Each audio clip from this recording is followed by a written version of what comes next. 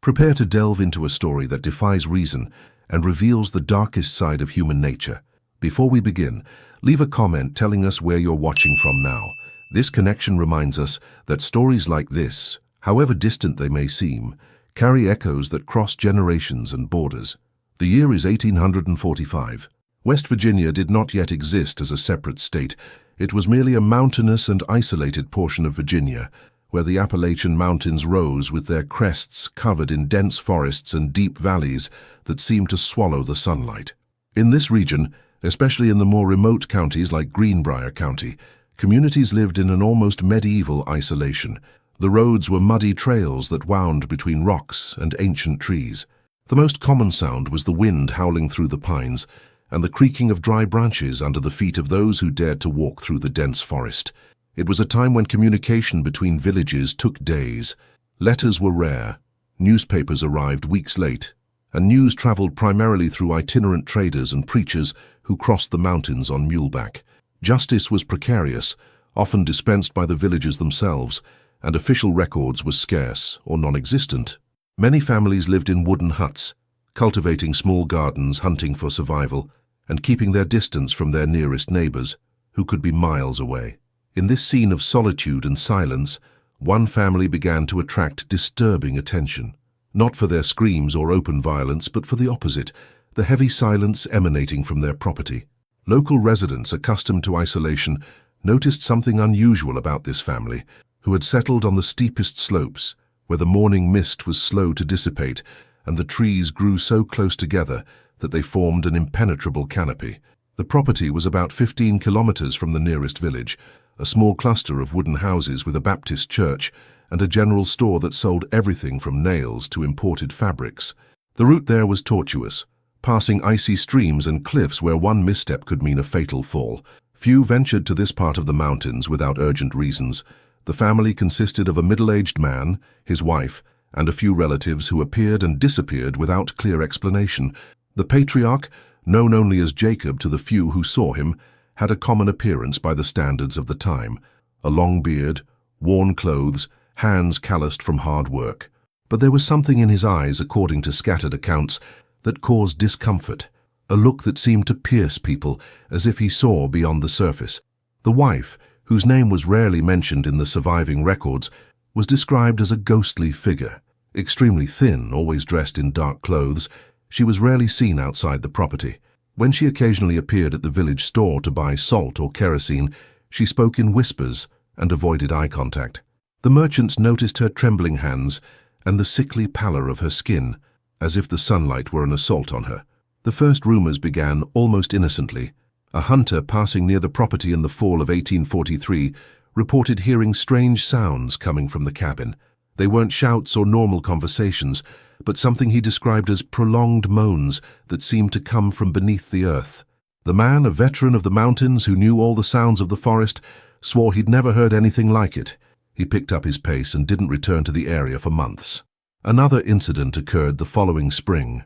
A traveling preacher, seeking to expand his flock to more remote areas, knocked on the family's door. Jacob greeted him with cold politeness, but made it clear that they had no interest in organized religion. The preacher insisted, as was his custom, and asked for at least a glass of water before continuing on his way. Jacob agreed, but didn't invite him in. While waiting outside, the preacher said he smelled a scent that made him instinctively recoil. It wasn't the usual odor of a farm, of animals, or of food being prepared. It was something heavier, sweeter, and putrid, as if something were slowly rotting inside the hut. When Jacob returned with the water, the preacher quickly thanked him and left, but not before glancing back and seeing a curtain moving in one of the house's dark windows. He swore he saw a pale face peering out, but couldn't determine if it belonged to a man or a woman.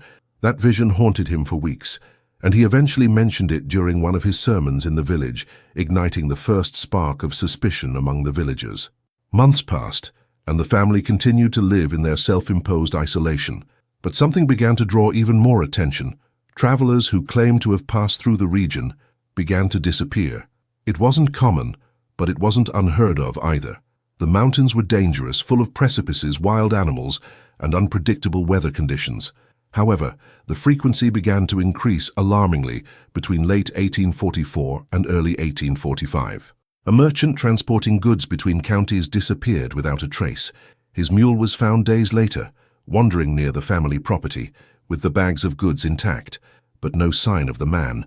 Another case involved a couple traveling to visit relatives in another county. They never reached their destination. Weeks later, some of their belongings were found scattered in a ravine, but their bodies were never recovered. What began as a coincidence began to be viewed more critically. People began mentally mapping the disappearances and realized they all occurred within a relatively close radius of Jacob and his family's isolated property. But proving anything was another matter. There was no permanent sheriff in the area, and county authorities were days away. Furthermore, accusing someone without concrete evidence in a small, isolated community could spark violent conflict. Then a single event changed everything. In the harsh winter of 1845, a young lumberjack working in the nearby forests decided to seek shelter during an unexpected blizzard. He knew the area and knew that Jacob's cabin was the only habitable structure for miles. Against his instincts, he knocked on the door when the snow was already covering the ground and the temperature was dropping dangerously. Jacob opened the door just a crack. The woodcutter, his lips purple from the cold and shivering violently, begged for shelter until the storm passed. There was a long pause. Jacob looked back, as if consulting someone inside the house, and then, unexpectedly, opened the door and allowed the young man inside. What happened inside that cabin that night would forever change the history of that region of the Appalachian Mountains. The woodcutter entered the cabin with hesitant steps, shaking snow from his worn boots and feeling the stifling heat emanating from a cast-iron stove in the center of the main room. The temperature difference was so abrupt that his skin began to tingle, and a layer of cold sweat quickly replaced the ice covering his face. He thanked him quietly, but Jacob didn't respond. He simply pointed to a rough wooden bench near the wall and turned his attention to something cooking in a pot on the stove. The cabin's interior was darker than the woodcutter had expected. Only 2 candles flickered in makeshift candelabras, casting dancing shadows on the bare wooden walls. There was no decoration whatsoever, no sign of comfort or normal family life. The windows were covered with heavy cloths, blocking out any outside light even during the day. The smell that filled the air was the same as the preacher had described months earlier, sweet, thick and disturbing, like meat left in the sun too long before being cooked. Jacob's wife sat in a distant corner, so still that the woodcutter initially didn't notice her presence.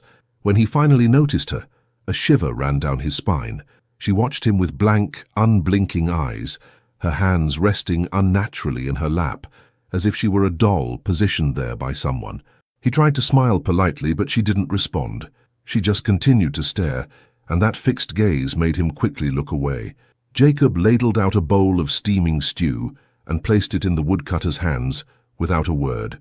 The young man, starving and still shivering from the cold, looked at the food gratefully, but as he raised the spoon to his lips, something made him pause.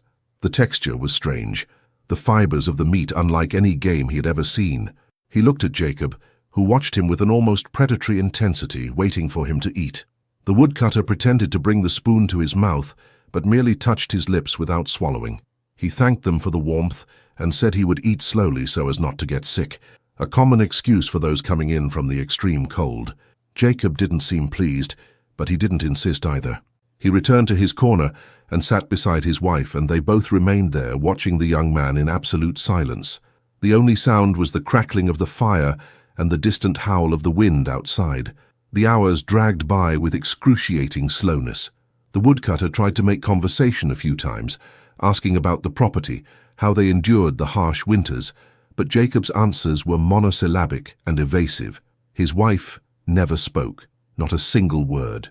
Just those fixed eyes, following the visitor's every move as if he were prey being evaluated. As night fell completely and the blizzard outside intensified, Jacob suggested the woodcutter sleep in the barn attached to the cabin, where there was dry straw and relative protection from the cold. The young man immediately agreed, relieved to be out of that claustrophobic environment. Jacob accompanied him to the barn with a flashlight, and during the short trek through the packed snow, the woodcutter noticed something disturbing. There were fresh marks on the ground, as if something heavy had been dragged from there to somewhere in the shadows beyond the property. Inside the barn, the smell was even worse. It wasn't the usual odor of farm animals or damp hay. It was that same sweet, putrid smell that had pervaded the cabin, but now mixed with something earthier, like turned earth. The woodcutter noticed that one of the walls had loose boards, and through the cracks, a pitch-black darkness suggested some kind of cellar or compartment had been dug out below. Jacob left the lantern and left without saying goodnight. The barn door closed, and the woodcutter heard the unmistakable sound of a latch being placed from the outside. His heart raced. He was locked in there. At first he tried to rationalize it. Perhaps it was just to keep the door from flying open in the strong wind, but something in his gut screamed that he was in real danger. He waited silently, lying on the straw, feigning sleep, but with all his senses on high alert. The hours passed, and when he guessed it must be around midnight, he heard sounds coming from the cabin. Muffled voices, heavy movements, as if something were being carried. Then, footsteps approaching the barn. The door opened slowly, and through his half-closed eyelids the woodcutter saw Jacob enter with the lantern, accompanied by another figure he had not seen before. An older man, thin as a scarecrow, with torn clothes and dirt caked on his skin. They spoke in whispers, and though the woodcutter could not make out every word, he caught fragments. Before dawn, like the others, no one will look for him. Pure terror gripped him. He realized he wasn't the first to seek shelter there, and he certainly wouldn't be the last if he didn't act. As Jacob and the other man approached to check if he was truly asleep, the woodcutter burst into motion. He had worked in the forests since a young age. His strength was considerable, and surprise worked in his favor. He shoved Jacob violently, making him fall onto the lantern, which instantly went out, plunging the barn into total darkness. The other man tried to grab him, but the lumberjack used his work axe, which he always kept attached to his belt, and swung it into the darkness, striking something solid. A scream rent the night. Without waiting, the woodcutter ran to where he remembered the door was, tripping over objects and nearly falling, but he managed to get out into the snow. The storm had subsided, and though the night was dark, there was enough moonlight reflecting off the snow for him to see. He ran toward the forest, his lungs burning, his feet sinking ankle-deep in the snow, but without looking back. Behind him, he heard shouts and voices yelling for him to stop, but he knew these mountains better than anyone. He took shortcuts known only to lumberjacks, crossed icy streams that nearly paralyzed his legs, but he kept going. He kept going until the first light of dawn began to brighten the sky, and he finally spotted in the valley below the huts of the village where he worked. When he arrived, it was already morning. His body was on the verge of exhaustion, his feet were bleeding inside his soaked boots, and he could barely speak from shaking so hard. But he told them everything, every detail of that night, every feeling, every word he heard. The villagers gathered, and for the first time all the suspicions, all the rumors, all the unexplained disappearances took on new weight. A group of 12 men formed, all armed with hunting rifles and farm tools. There was no official authority to quickly appeal, so they decided to act on their own, knowing that if they waited, Jacob and his family might disappear deep into the mountains, never to be found again. They set out at noon, following the woodcutter who, despite his trauma and exhaustion, insisted on guiding them back to that cursed place. The walk took hours. The winter sun was weak, and the snow made each step difficult. When they finally reached the property, late in the afternoon, they found something unexpected. Absolute silence. The cabin's door stood ajar, swaying slightly in the wind. The barn had bloodstains in the snow, a dark trail leading inside. No sign of life. The men approached cautiously, weapons drawn, ready for anything. The first to enter the cabin found the interior ransacked, as if someone had left in a hurry. The pot still sat on the stove, now cold. The food inside had gone bad, but the terrible smell lingered in the walls. And then one of the men shouted from the barn. He had found something that would make that story echo through the mountains for generations. The man who had shouted from the barn staggered out, his face pale as the surrounding snow, his hands shaking violently. He couldn't form coherent words, only pointing inside with frantic gestures. The others looked at one another, and gathering their courage, entered the barn as a group. What they found there defied any rational explanation simple mountain men could offer. Loose boards in the wall had been removed, revealing a dark opening that led to an underground compartment. The earth around it was freshly disturbed, and the smell emanating from it was unbearable, forcing several men to step outside for fresh air before continuing. With makeshift lanterns and torches, they descended a rough ladder made of tied branches. What they discovered underground would be recorded only vaguely in contemporary documents, but it was enough to convey the magnitude of the horror. There was indisputable evidence that the space had been used for sinister purposes for months, perhaps years. Personal objects belonging to missing travelers were scattered about: boots, hats, travel bags, documents bearing names that local families would immediately recognize. At least 7 different sets of belongings were counted in that initial survey. Even more disturbing were the tools found there: agricultural implements adapted in ways that suggested uses far beyond working the land, chains attached to the compacted earth walls, a wooden table stained with dark substances that no one cared to examine too closely, and buried shallowly in the earthen floor were clues that confirmed the worst fears. Remains that could not have been those of animals, given the way they were arranged and the fragments of tissue still present. The men worked in silence for hours, documenting everything as best they could, collecting the victims' belongings so they could be returned to their families. Some wept openly. Others simply went about their work with clenched jaws and eyes filled with suppressed fury. The reality of what had happened there, likely for years without anyone suspecting the full extent, was devastating. While exploring the underground compartment, other members of the group searched the main cabin. They found handwritten journals, written in shaky, nearly illegible handwriting, containing fragmented and disturbing notes. The entries were not in clear chronological order, but mentioned dates dating back to 1842, suggesting that the family had arrived in the region with established intentions, purposefully choosing this isolated location for the opportunities it offered. One of the diaries, apparently written by Jacob, contained reflections on the solitude of the mountains and how vulnerable solo travelers were. There were lists of names, some crossed out, others circled. The words used were coded, but the context was clear enough for investigators to understand they were dealing with something planned, systematic, not the result of momentary madness, but of a dark inclination cultivated over time. Another document found was a series of unsent letters addressed to someone named only E, possibly a relative or accomplice living in another state.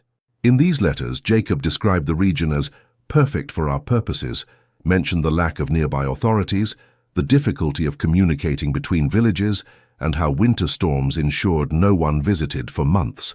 He also made veiled references to sufficient provisions and how no one asks about strangers in that part of the mountains. Jacob's wife, whose true identity would never be fully established, also left records. A small notebook found under a straw mattress contained disturbing drawings, primitively sketched human figures, some with markings or notes beside them indicating specific physical characteristics. It was as if she were cataloguing the people who passed through the property, choosing targets based on criteria that would never be fully understood. As night began to fall again, the men decided to call off the search. They had collected enough evidence to confirm their worst suspicions, and the emotional toll was beginning to take its toll on everyone. They needed to report their findings to county authorities, even if it meant a several-day trip to the nearest administrative headquarters. But one question lingered on everyone's mind. Where was the family? Jacob, his wife, and the mysterious man the lumberjack had mentioned had simply vanished. The snow around the property revealed tracks leading toward the higher mountains, to even more remote areas, where even the most experienced hunters rarely ventured. It was as if they had dissolved into the shadows of the Appalachian mountains, taking their secrets with them and leaving behind only fragments of their deeds. Over the next few days, as messengers were sent to fetch law enforcement officials, other residents of the area began to speak out. Stories that had previously seemed coincidental now took on new meaning. One woman reported seeing, months earlier, a wagon passing by on the road near Jacob's property in the middle of the night, loaded with something covered in tarps. At the time, she thought it was strange but didn't mention it to anyone. Now that image haunted her. A farmer who lived a few miles away admitted to hearing screams coming from that direction on at least 3 separate occasions in the past 2 years. He assumed they were wild animals or domestic disputes, common in those days in isolated homes, and did not intervene. The guilt he carried was now visible on his face, lined with time and remorse. The most disturbing of all accounts came from a traveling merchant who used to sell utensils in the mountains. He recounted that about a year earlier, he had stopped at Jacob's property to offer his wares. Jacob had purchased an unusual amount of salt, far more than a small family would need to preserve winter food. When the merchant mentioned this, Jacob replied that he liked to be prepared for any eventuality, and abruptly ended the conversation. The merchant recalled that upon leaving, he saw Jacob's wife peering through the window, and behind her, shadows of other figures he could not clearly identify. These testimonies, when put together, paint a terrifying picture. The family didn't act alone. There was a network, however small, of individuals involved. This would explain how they managed to keep their activities secret for so long, and how they disappeared so quickly when discovery became imminent. The mountains were vast, full of natural caves, hidden valleys, and unexplored areas, where someone determined could remain hidden indefinitely. When a county official finally arrived, accompanied by a larger group of armed men, almost a week had passed since the initial discovery. The harsh winter that year hampered any search efforts in the higher mountains. The decision was made to meticulously document everything, preserve the evidence found, and organize a more extensive hunt as soon as the weather permitted. The victims' belongings were carefully catalogued. Among them were a Bible that had belonged to a preacher who had disappeared 2 years earlier, a silver pocket watch engraved with initials that were recognized by the family of a merchant who never returned from his route, and fine leather boots that belonged to a traveling doctor who disappeared in the spring of 1844. Each object represented a life interrupted, a story that would never be fully told. The county representative, a man named Thomas Aldridge with experience in difficult cases, was particularly impacted by the diaries. He spent hours reading the fragmented entries, trying to understand the mind behind the words. In his official report, which would be filed in the Greenbrier County records, he described the case as an example of the depths to which human nature can descend when isolated from civilized society and the moral restraints it imposes. But Thomas Aldridge also recognized something more disturbing: the possibility that similar cases were occurring elsewhere in the mountains, in even more remote locations, without anyone ever discovering them. The Appalachian Mountains stretched for hundreds of miles, crossing multiple states, and communication between regions was extremely limited. How many other isolated properties hid similar secrets?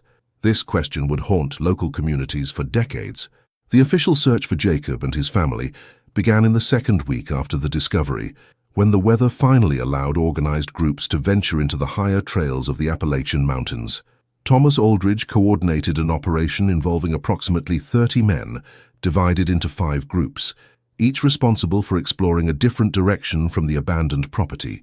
The tracks in the snow had completely disappeared with subsequent blizzards, so the strategy was to check every known structure within a 30-kilometer radius: abandoned cabins, old barns, natural caves that occasionally served as shelter for hunters.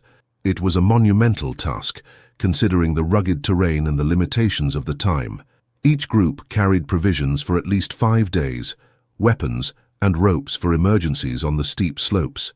During the first week of searching, nothing of note was found. The mountains held their secrets tenaciously. The groups returned exhausted to the rendezvous point, reporting only empty caves, huts crumbling with age, and the intimidating vastness of that wilderness. Some men began to question whether Jacob and the others had actually survived that harsh winter at higher altitudes, where temperatures dropped dramatically at night. But then, on the 10th day of searching, one of the groups found something significant. In a cave located approximately 25 kilometers from the original property, hidden behind a natural screen of bushes and accessible only by a narrow trail along a cliff, there were clear signs of recent occupation. Still warm ashes from a fire, food packaging, and most disturbing, some of the objects that had been catalogued as belonging to the victims. The discovery indicated that at least part of the group had passed through there recently, possibly within the previous week. But when the men explored the cave thoroughly, they found only these traces. The fugitives had set off again, likely realizing they were being tracked. From that point on, the tracks split in multiple directions, a clear tactic to confuse pursuers. Thomas Aldridge made the difficult decision to continue searching only along the most likely routes, recognizing that his resources were limited and that Jacob demonstrated considerable knowledge of mountain survival. He detached a smaller group, composed of the most experienced trackers in the region, to follow the most promising trail, tracks that suggested movement toward the border with the neighboring state, where the mountains became even more inhospitable. Meanwhile, back at the abandoned property, Other discoveries continued to emerge. A local carpenter examining the cabin's structure found a hidden compartment in the walls, accessible only by removing several specific boards. Inside were more documents, old letters that revealed Jacob wasn't his real name. He had arrived in Virginia under a different name, possibly from Pennsylvania, where records indicated a man with a similar description had been accused of unspecified crimes before disappearing without trial. This revelation completely changed the perspective of the case. This wasn't just a secluded family who had succumbed to the madness of isolation, but individuals who possibly already harbored dark inclinations and who chose this remote location precisely to continue their activities away from prying eyes. Premeditation was evident in every detail. The choice of terrain, the intentional isolation, the construction of the underground compartment before any disappearances were even reported. Weeks turned into months, and despite continued efforts, Jacob and his wife remained missing. The third man, the one the woodcutter had mentioned, was never definitively identified. Some speculated he might be a relative of Jacob's. Others believed he was an accomplice recruited specifically to help with the estate's operations. His identity, as well as his location, was lost in the shadows. During the spring of 1845, when the snow had finally melted completely and the trails were passable again, Thomas Aldridge organized one last large-scale expedition. This time, he enlisted the help of communities in neighboring counties, expanding the geographic scope of the search. Approximately 50 men participated in this final operation, scouring not only the Virginia mountains but also border areas. It was during this expedition that they found the first truly significant clue since the cave's discovery. In a remote valley, known only to a few fur trappers, stood a primitive cabin that had no official record. The structure was rudimentary, made of loosely fitted logs and covered with branches and foliage, nearly invisible unless specifically searching.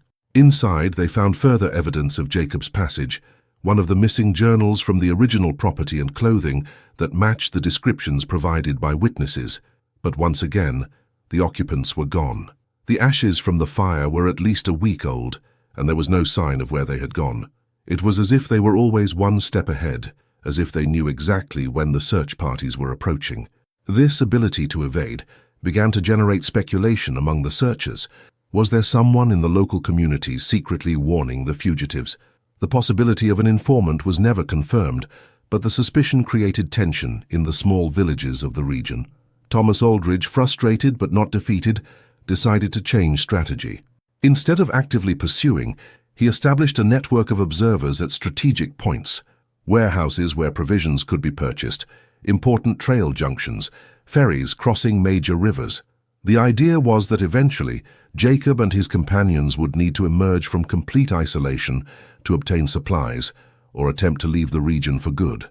This strategy proved partially effective. In the summer of 1845, a merchant in a village approximately 50 miles from the original estate reported a visit from a woman matching the description of Jacob's wife. She had purchased salt, flour, and kerosene, paying with ancient coins that appeared to have been hoarded for a long time. The merchant, alerted by the warnings that had circulated in the area, tried to detain her with conversation while discreetly sending a boy to fetch help. But the woman sensed the intent. Her eyes, according to the merchant's account, went from vacant to extremely alert in an instant. She left her goods and quickly left, disappearing into a mule-drawn cart parked nearby. When armed men arrived minutes later, she had already vanished down one of the many trails winding through the surrounding forests. Pursuit was immediately organized, but once again the fugitives managed to escape. This incident, however, provided valuable information. The woman was visibly thinner and looked frail, suggesting that the conditions of escape were taking their toll. The ancient coins she attempted to use indicated that resources were running low. Thomas Aldridge interpreted these signs as evidence that the siege was working, albeit slowly. It was only a matter of time before they would be forced to make a fatal mistake. But time in the mountains moved at a different pace. The seasons continued their cycle, and with the arrival of autumn in 1845, active searches had to be scaled back. The men who volunteered had farms to tend, crops to secure before the coming winter. Thomas Aldridge maintained his network of observers, but the intensity of the operation diminished significantly. During this period of relative calm, the communities affected by the discovery of the cursed property began the painful process of mourning and attempts to understand. The families of the identified victims received the recovered belongings in private, emotionally charged ceremonies. Some organized symbolic funerals, even without the bodies, needing some form of closure for their losses. The Baptist church in the village closest to the original property held a series of vigils where the local reverend attempted to make sense of the inexplicable. He spoke of the evil that can lurk in human hearts, the importance of community and mutual vigilance, and the importance of not ignoring signs when something seems fundamentally wrong. His words offered little solace, but they served as a space for people to express their collective horror and grief. Stories about Jacob and his family began to spread beyond the borders of Greenbrier County. Travelers carried the tales to other regions, and soon distorted and amplified versions circulated in taverns and markets throughout the Appalachian region. Some of these stories added fanciful elements, transforming Jacob into an almost supernatural figure, but the core truth remained. Something terrible had happened in those mountains, something that defied the comprehension of ordinary people simply trying to live their lives. The winter of 1845 to 1846 arrived with unusual ferocity. The blizzards began earlier than expected, and temperatures dropped to levels the region's oldest residents couldn't remember experiencing in decades. The mountains became a white, impenetrable maze, where even the most experienced hunters avoided venturing beyond the immediate area of their properties. Thomas Aldridge, temporarily settled in a boarding house in the region's central town, maintained correspondence with his scattered observers. The letters took weeks to return, crossing precarious paths by mule or on foot. During those icy months there were no new sightings. It was as if Jacob and his family had been swallowed up by the white expanse of the mountains, becoming part of the desolate landscape. But Thomas wasn't idle. He devoted that winter to a deeper investigation into Jacob's origins. He sent letters to authorities in Pennsylvania, where clues suggested the fugitive might have previously lived. The correspondence was slow and often inaccurate, but gradually he began to piece together fragments of information that painted a disturbing portrait of a lifetime spent escaping the consequences of dark actions. In February 1846, a particularly revealing response arrived from a sheriff in Lancaster County, Pennsylvania. The officer confirmed that a man matching Jacob's description had lived on a secluded farm in that area between 1838 and 1840. He was known locally as Jacob Müller, having supposedly emigrated from Germany years earlier, though no one could confirm details of his arrival or background. The sheriff's letter continued with even more disturbing information. In 1840, several incidents involving missing travelers on the road near Jacob's farm had raised suspicions. When local authorities attempted to investigate, they found the property hastily abandoned. Among the belongings left behind were documents suggesting that Jacob had changed his name multiple times over the years and had possibly lived in other states under different identities. This revelation completely transformed the nature of the case.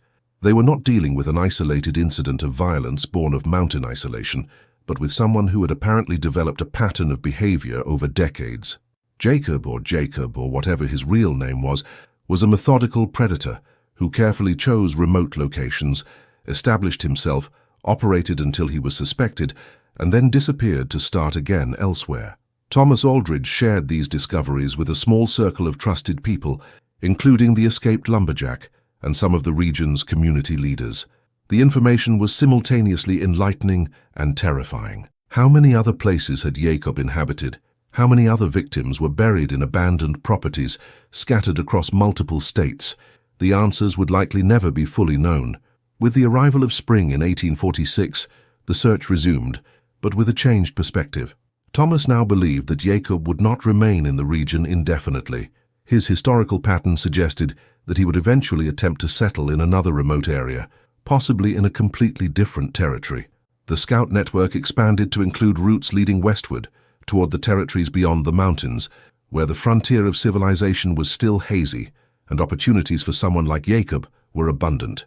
During the spring, 2 new reports reached Thomas, both potentially significant. The first came from a stagecoach driver operating a route between towns in western Virginia.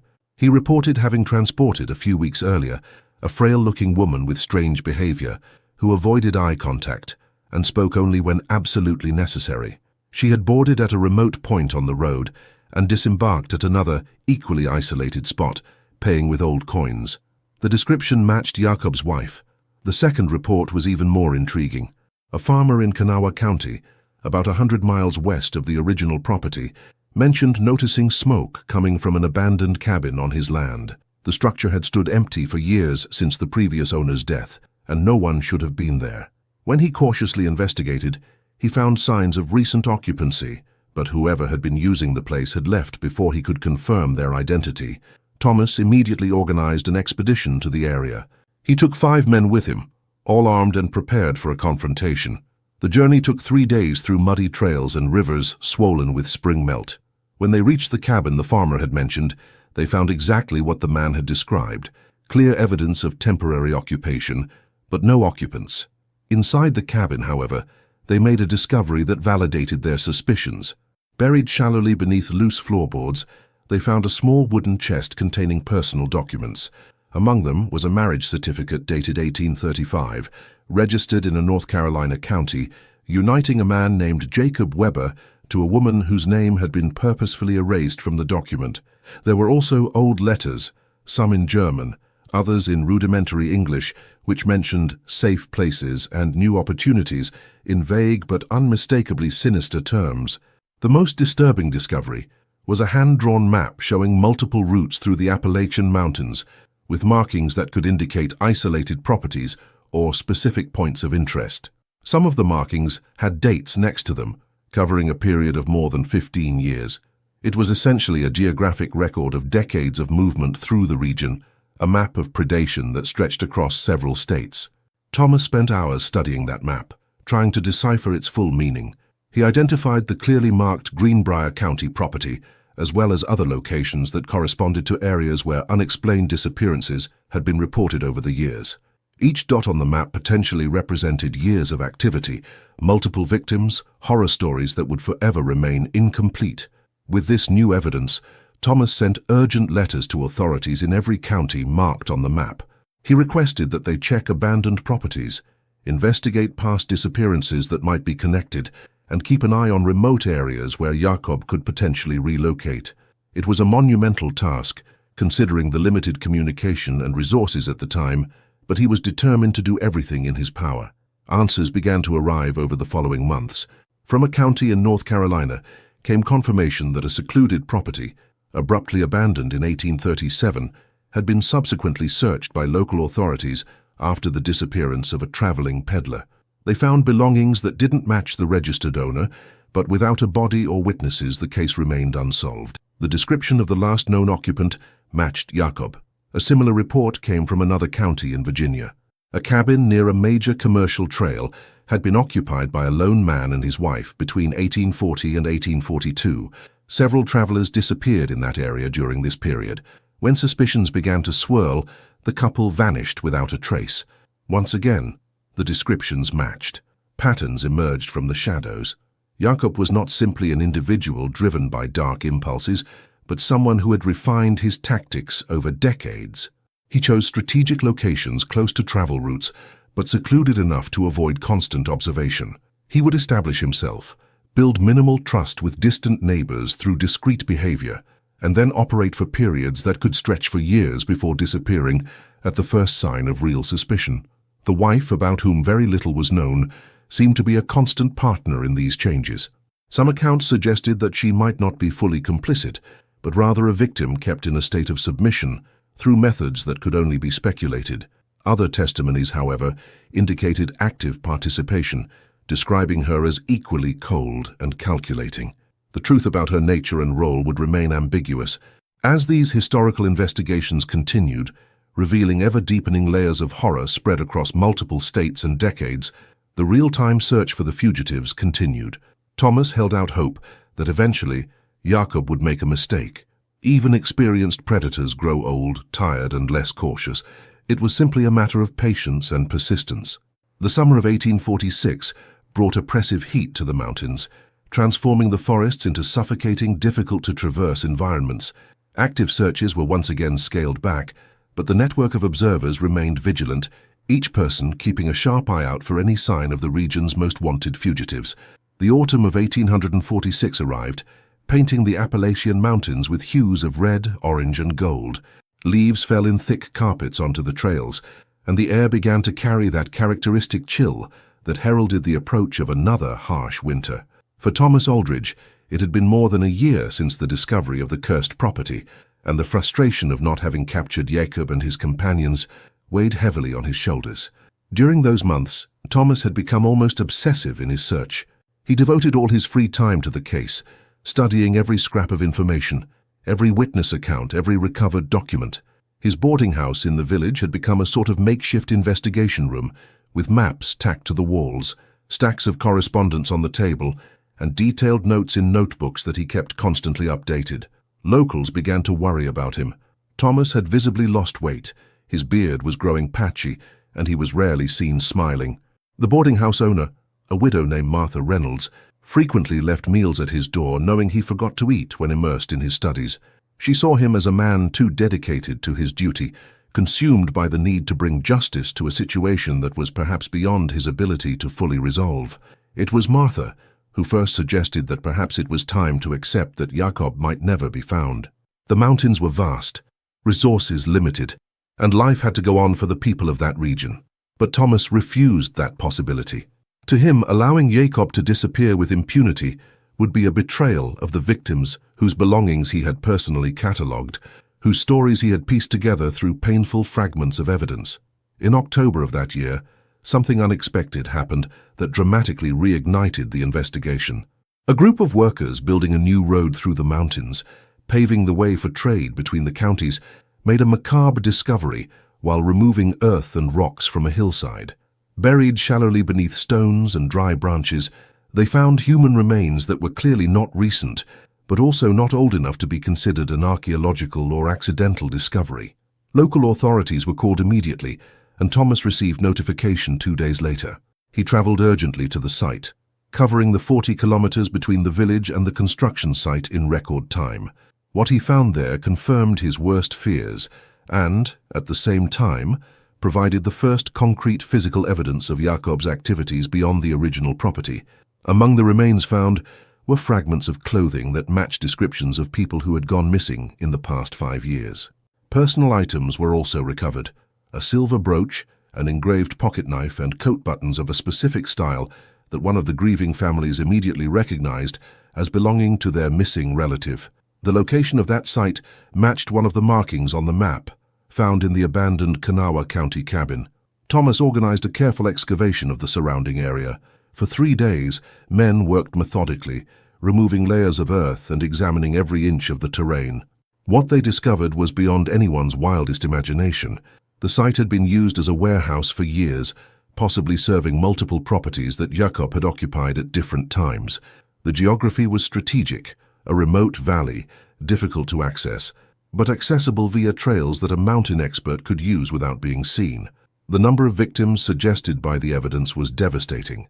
Thomas counted belongings belonging to at least a dozen different people, some of whom had disappeared years before the Greenbrier County property was occupied. This confirmed that the scope of Jacob's activities was much broader than initially suspected, extending across the Appalachian region over possibly 2 decades.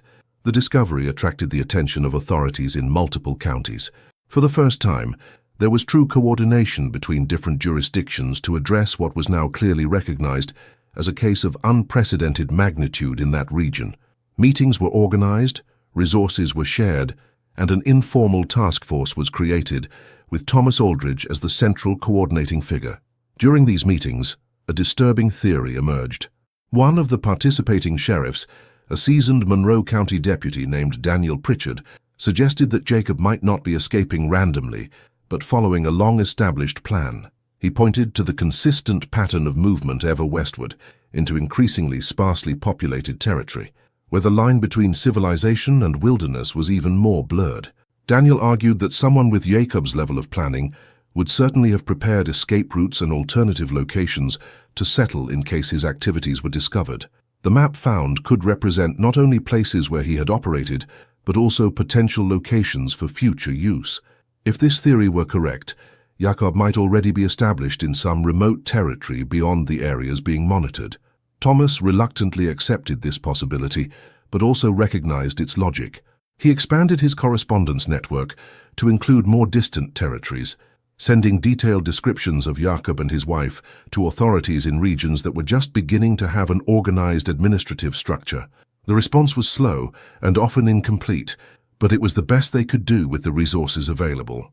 Meanwhile, the communities affected by the discovery continued to process the emotional impact of knowing that the horror had been far greater than initially imagined. Families who had lost members years earlier and had previously accepted explanations such as natural accidents or animal attacks now confronted the brutal reality that their loved ones had been victims of calculated human predation. The village church organized a mass memorial service in early November. Almost the entire population of the region attended, gathering in an open field near the village center. As the church wasn't large enough to accommodate everyone, the Reverend spoke about loss, about the need for forgiveness, not for the perpetrators, but to free the hearts of the survivors from the weight of hatred, and about the importance of keeping alive the memory of those so unjustly taken. It was a moment of collective catharsis. People who had kept their grief silent were finally able to express it openly, sharing stories about those they lost, remembering not only how they died, but how they lived. There were farmers who would never farm their land again, merchants whose businesses would never prosper, travelers whose journeys ended tragically. Each had a story, a complete life reduced to objects on a list of evidence. Thomas attended the ceremony, remaining discreet in the background, but deeply moved by the community's display of resilience. He realized that, regardless of whether Jakob was captured or not, these people needed to find a way to move forward. Life in the mountains was hard enough without carrying the weight of unsatisfied hatred and revenge. After the ceremony, several people approached Thomas to thank him for his efforts. An elderly woman, the mother of a merchant who had disappeared 3 years earlier, held his hands with surprising strength and said something that would resonate deeply with him. "You brought truth where there was only silence. This is more than we thought anyone could do." Those simple but sincere words gave him a different perspective on his work. As winter approached, Thomas made a difficult decision. He couldn't maintain the intensity of the search indefinitely. The funding supporting his investigation was limited, coming primarily from voluntary contributions from the affected counties. He had to accept that, at least temporarily, the active search would need to be suspended during the harshest months, relying solely on the network of observers to report any sightings. Before the first major snowfall hit, Thomas made one last trip. He returned to the original property in Greenbrier County, the very place that had started the entire investigation. The cabin still stood, though no one had the courage or desire to occupy it. The doors were locked, the windows covered, and an aura of abandonment hung heavy over the place. Thomas walked the site, revisiting every excavated area, every nook and cranny investigated. He tried to understand through the geography and structure of the site how Jakob had thought, how he had chosen this particular spot from thousands of possible options in the mountains. It was an attempt to enter the mind of someone whose logic was fundamentally different, whose worldview was tortured in ways that ordinary people could not fully comprehend. As the sun set, casting long shadows across the bare trees, Thomas made a silent promise. He would continue no matter how long it took, no matter how cold the trail became. Jakob had left a trail of suffering across the mountains, and as long as Thomas had strength and life, he would work to ensure that trail would not continue unpunished. The winter of 1846 to 1847 was particularly long and relentless. Snowstorms began in November and continued at increasingly shorter intervals until mid-March.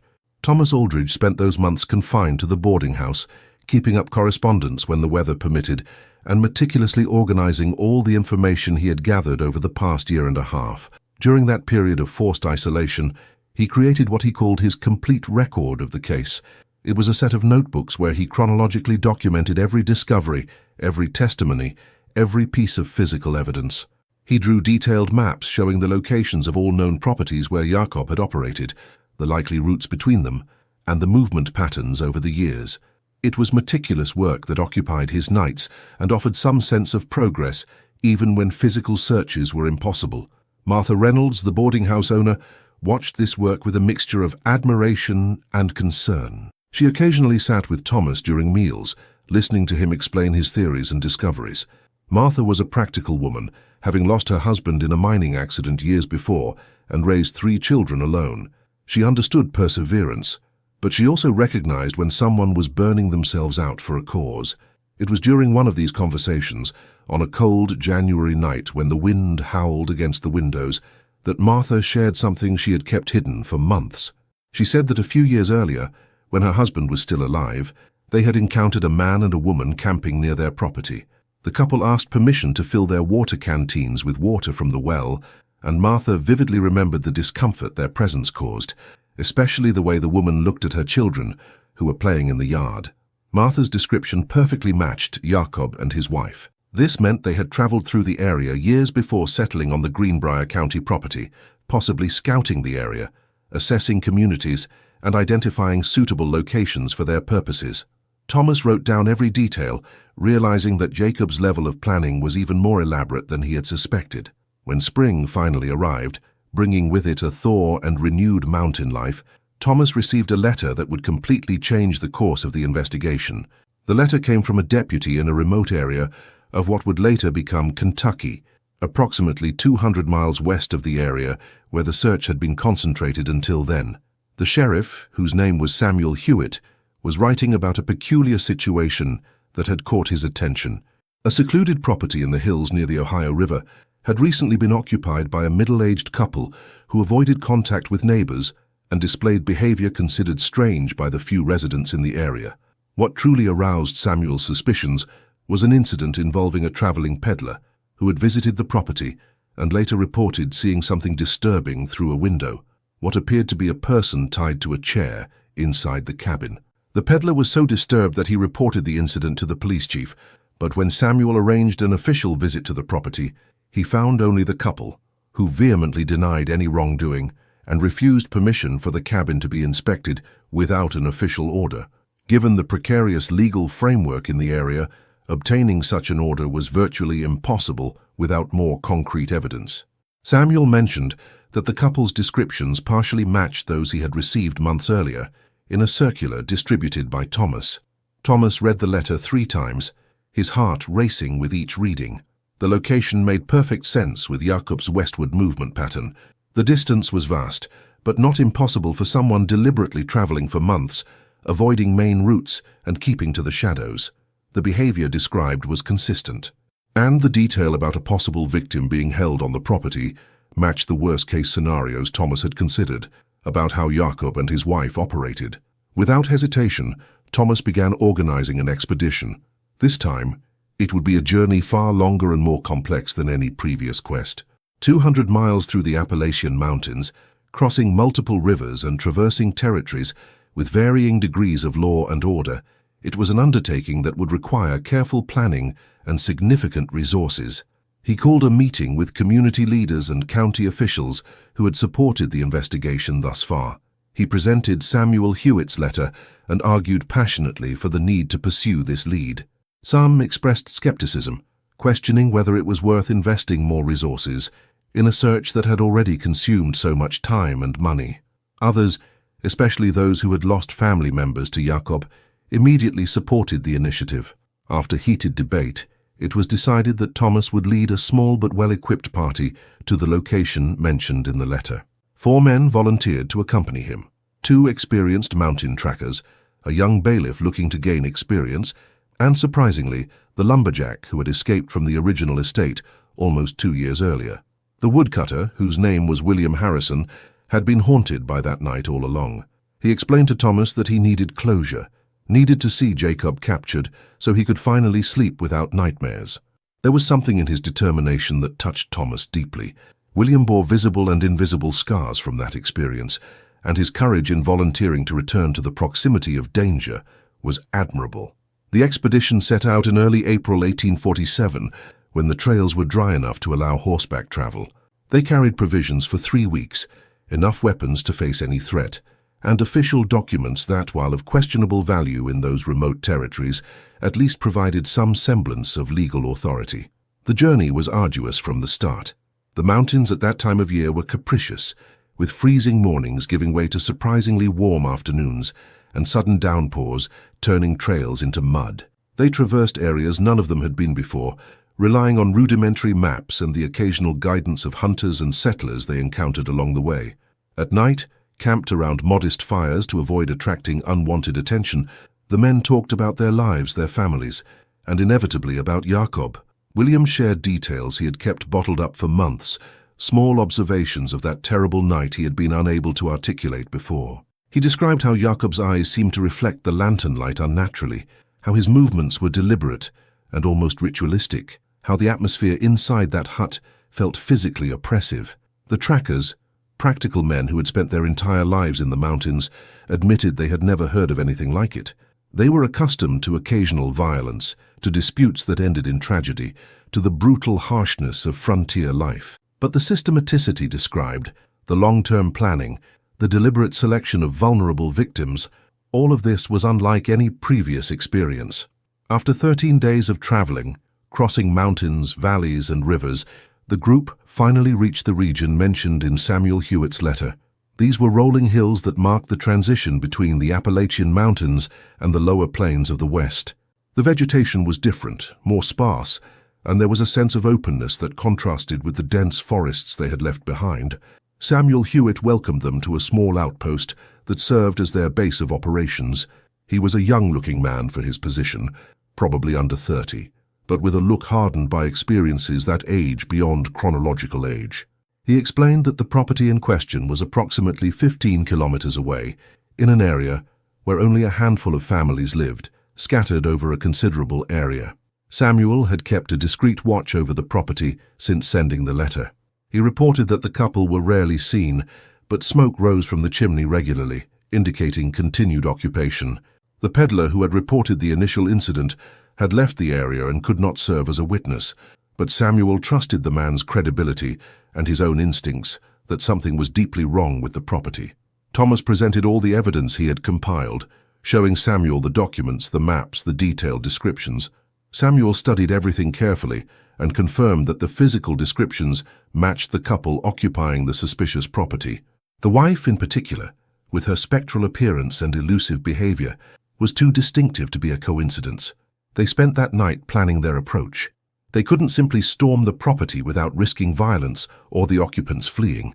They needed a strategy that would allow them to surround the property, confirm identities, and ideally capture the suspects alive so they could face proper justice. Experience from the previous months of failed searches had taught Thomas the importance of careful planning. The decision was made to conduct the operation at dawn the following day. This would be the time when they would have enough light to see clearly, but when the cabin's occupants would likely still be waking up and less prepared to react quickly. The 8 men, including Samuel and his small team, would strategically position themselves around the property before sunrise, creating a perimeter that would make escape extremely difficult. The dawn of April 15th, 1847, arrived with a dense fog blanketing the valleys and hills of that region. Thomas Aldridge and his men had set out from Samuel Hewitt's post in the pitch black, guided only by covered lanterns that emitted enough light to prevent accidents, but not enough to be seen from a distance. The silence was broken only by the muffled sound of horses' hooves on the damp earth and the occasional song of nocturnal birds that had not yet fled. By the time they reached the area near the suspected property, it was still approximately an hour before dawn. The men dismounted and tethered their horses at a safe distance, proceeding on foot with extreme caution. Each step was calculated to avoid dry branches that could snap and alert the cabin's occupants. Thomas felt his heart pounding in his chest, a mixture of anticipation, nervousness, and the burning hope that finally, after nearly 2 years of tireless searching, Jakob would be within reach. They positioned themselves as planned. Samuel Hewitt and 2 of his men covered the rear of the property, where there was a small clearing leading into the woods. William Harrison and one of the trackers positioned themselves on a side flank near what appeared to be a small, dilapidated barn. Thomas, the bailiff, and the second tracker took up positions in front of the cabin from where they could observe the front door and the only visible window in the facade. The fog began to slowly dissipate as the light of dawn began to brighten the sky. It was that magical, unsettling time when the world seems suspended between night and day, where the shadows are deepest and the shapes most ambiguous.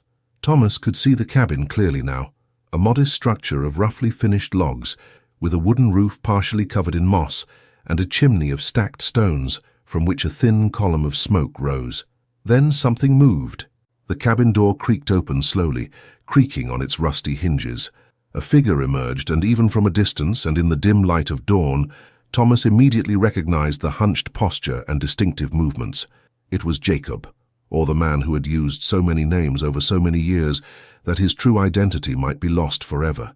Jacob walked a few steps outside, looking around cautiously. He looked older than Thomas expected, more worn from years on the run and life in the shadows. His beard was longer and completely grey. His clothes were rags patched many times, and there was a stoop in his shoulders that suggested the invisible weight of his actions. But his eyes, even from a distance, retained that disturbing intensity William had described. Thomas gave a silent hand signal, and the men began to move simultaneously, closing the circle around the estate. It was William who broke the silence first, shouting from his position, "Jacob, you're surrounded! There's nowhere to run!" His voice trembled slightly, but there was iron determination in every word. Jacob froze for a moment, his eyes frantically scanning his surroundings, processing the situation. Thomas saw the exact moment he realized there was no way out. His shoulders slumped slightly, and for a moment it seemed as if he would simply surrender. But then his expression changed. Something between resignation and defiance crossed his face, and he turned toward the cabin, shouting something in a language neither of them fully understood, possibly German mixed with English. The men advanced quickly, weapons drawn. Thomas was the first to reach the cabin door, entering cautiously but without hesitation. The interior was dark and stifling, with that familiar, nauseating smell he had smelled on the original Greenbrier County property. His hands shook as his eyes adjusted to the dim light. In the far corner, illuminated only by the dim light coming through the open door, sat Jacob's wife. She sat in a wooden chair, motionless as ever, but her eyes now held something different. It wasn't emptiness, but a kind of desperate relief, as if the arrival of the authorities were a liberation she'd secretly longed for, but never dared to seek. Beside her, tied to another chair with thick ropes, was a third person. He was a young man, probably in his early 20s, extremely thin, with a scraggly beard and wide eyes of terror and confusion. His clothes were filthy, and there were marks on his wrists where the ropes had cut into his skin. He tried to speak, but his voice came out as a hoarse whisper, as if he hadn't used his vocal cords properly in a long time. William stepped in right behind Thomas and immediately began untying the young man, whispering reassurances. Outside, Samuel and his men had surrounded Jacob, who offered no physical resistance. He simply stood, staring at the horizon where the sun was finally beginning to peak over the distant hills. As Samuel approached with ropes to tie him up, Jacob spoke for the first time in thick, heavily accented English. "I always knew this day would come. The mountains can't hide anyone forever." There was no remorse in his voice, just a matter-of-fact statement, as if he were commenting on the weather or the season's harvest. That coldness sent shivers down everyone's spine. Samuel bound his hands firmly, but without unnecessary brutality. Even confronting someone responsible for so much death and suffering, he maintained the professional composure his position demanded. Inside the cabin, Thomas was talking to Jacob's wife. Her name, it turned out, was Greta, and her story was more complex than anyone had imagined.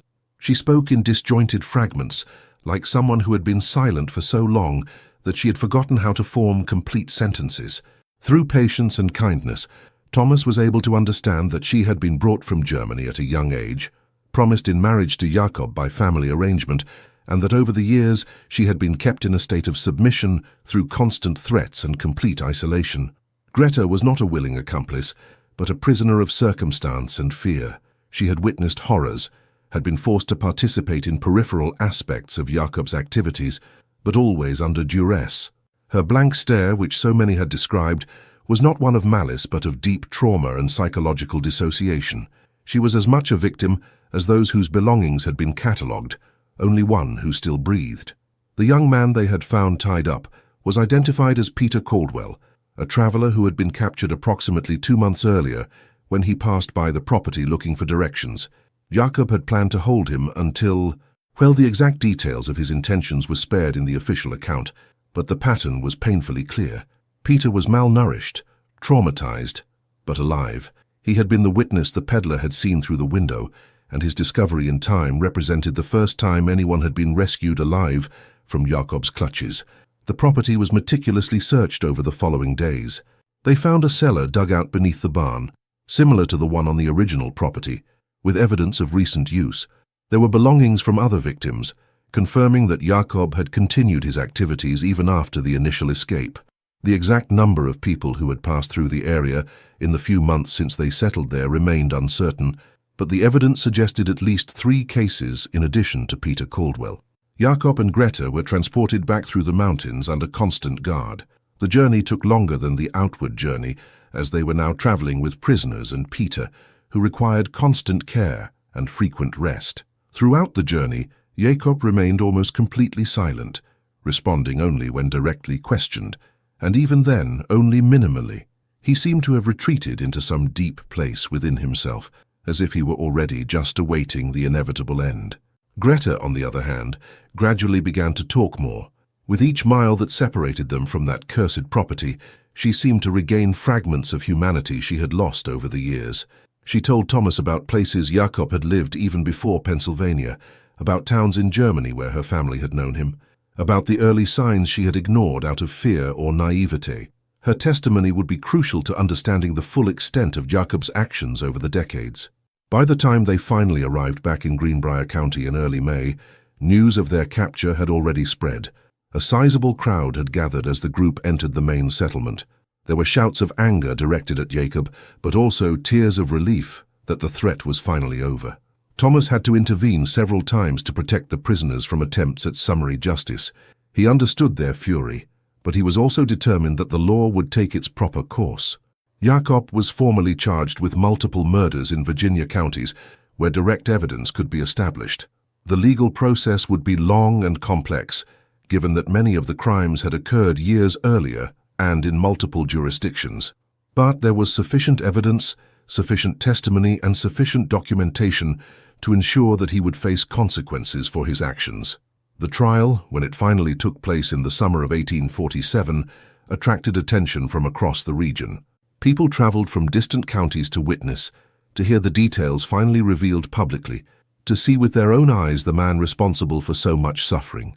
Jakob was found guilty of 7 counts of murder, the number for which direct evidence was irrefutable. He was sentenced to execution by hanging, a sentence to be carried out in the fall of that same year. Greta, after extensive questioning and consideration of her testimony and circumstances, was deemed a victim rather than an accomplice. She was released into the custody of a local family who agreed to care for her while she attempted to rebuild some semblance of a normal life. She would never fully recover from the traumas she experienced, but at least she would have the opportunity to exist beyond the shadows that had imprisoned her for so long. Peter Caldwell returned to his family in a neighboring county, bearing physical and emotional scars that would mark him forever. But he was alive, and his survival represented something important, a victory, however small, against the evil Jakob had embodied. He occasionally sent letters to Thomas, updating him on his gradual recovery, always expressing gratitude for the persistence that had resulted in his rescue.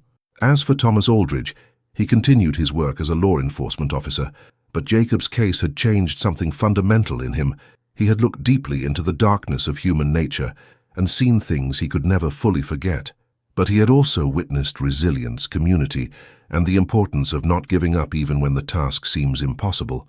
These lessons would stay with him for the rest of his life. The original Greenbrier County property was eventually burned by community decision. No one wanted the place to remain as a physical reminder of the horror it had once held. The ashes were left to be reclaimed by the forest, and over time, trees grew over the site, gradually erasing the physical traces of that dark chapter. But the memories remained. Stories were passed down from generation to generation, becoming local legends, warnings about the dangers of extreme isolation and the importance of vigilant communities looking out for one another. The names of the victims were preserved in official records and on modest headstones in local cemeteries, ensuring they would not be forgotten. The story of Jakob and his troubled family has become part of Appalachian mountain folklore, a grim reminder that evil can lurk in the most remote places, but also that persistence, courage, and human cooperation can eventually bring light to the deepest shadows. The mountains hold many secrets, but this one at least has been revealed and confronted. Years later, when Thomas was already an elderly man, he was asked by a young journalist about the case that had defined his career. What had he learned from the experience? Thomas thought for a long moment before answering, "I learned that darkness exists, and that pretending otherwise is dangerous. But I also learned that confronting it, however terrifying, is always better than allowing it to continue unchallenged. The victims deserve this. The living deserve this.